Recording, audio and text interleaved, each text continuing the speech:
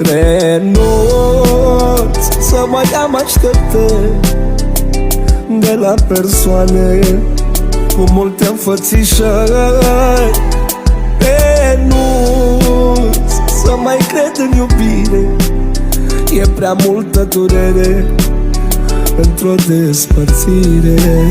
Mai bine renunț, n-am să mai pun la suflet, voi răspunde mereu cu un zâmbet. Renunț, n-am nevoie de nimeni, de astăzi voi crede numai în mine.